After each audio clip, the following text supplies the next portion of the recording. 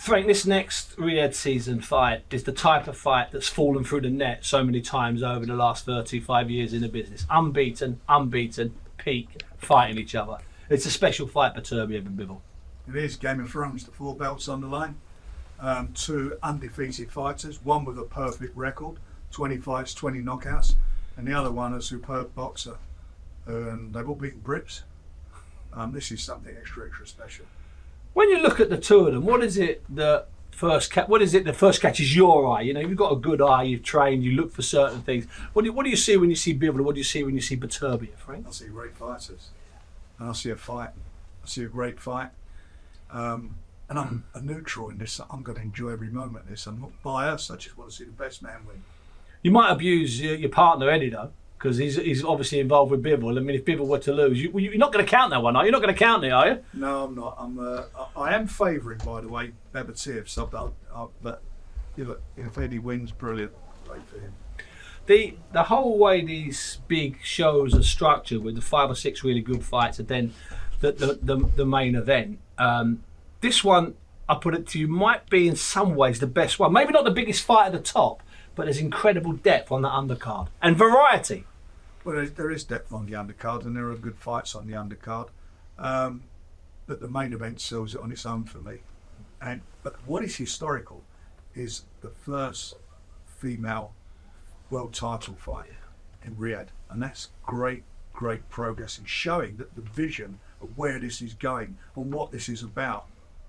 2 women fighting for a world title in Riyadh. And it's not, and I mean this nicely, it's not just a good champion against a tough woman from Argentina. Yeah, it's what I'm saying. So it's a really good fight as well. It's not a hand-picked softie. It's a brilliant. It's going to be. I'm telling you, it's going to be a good fight. And I wasn't a big, I'm not going to reinvent history. I wasn't a big fan of women's boxing, to be quite honest, but it's improved dramatically. And these are 2 best exponents, I think, of women's boxing now.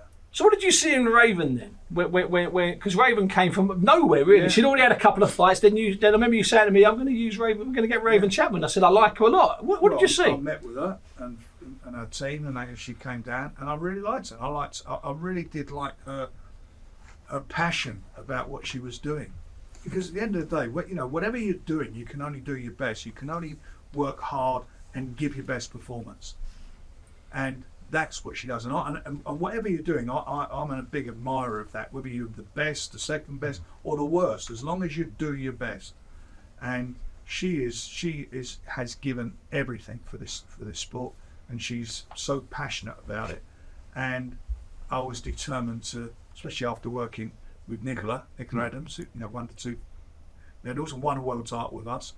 I was determined that we would make sure she had a platform to show what she's all about. And by the way, she's been in some really exciting, good fights. She's quite skillful, quite a skillful boxer.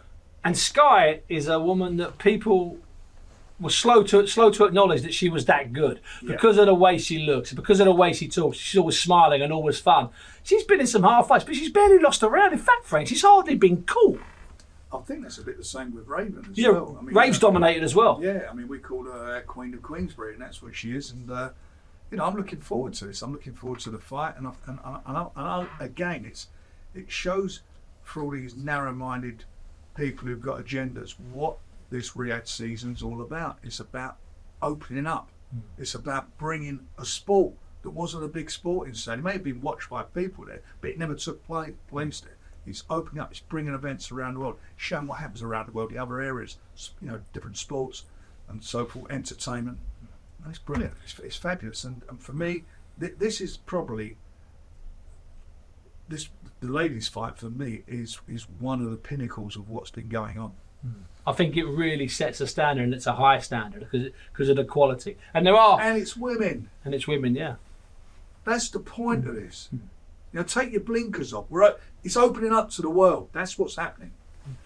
And I went to the amateur tournament with the Riyadh Regional Championships, and I walked through the door. How many girls there? Well, there was hundreds. When I walked through the door, there's 2 female judges, 1 female referee, and 2 women in box. And a woman had just been disqualified. I've not told you the story. She takes her gloves off, right? As I walked through the door, I've been in the venue 2 seconds. She said, "Who are you?" No, she throws her gloves at one of the referees. No, one of the judges. Really? So trust me, they've got a thriving amateur female business. Well, whatever it is, but the fact of the matter is that is what the 21st century, that is what 2024 is about.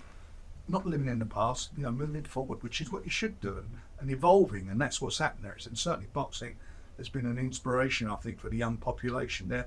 And as you say, a bunch of young kids that are taking up the sport and do it.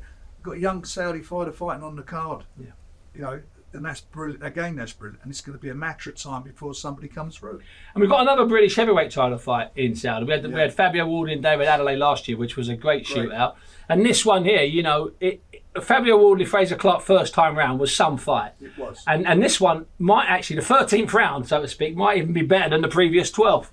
Well, we'll see. I mean, as you say, it was a really good fight, and it's a great rematch, and they're getting really well paid for it. They get paid more money than they did for the last one. Again, and these guys are in the toughest sport in the world.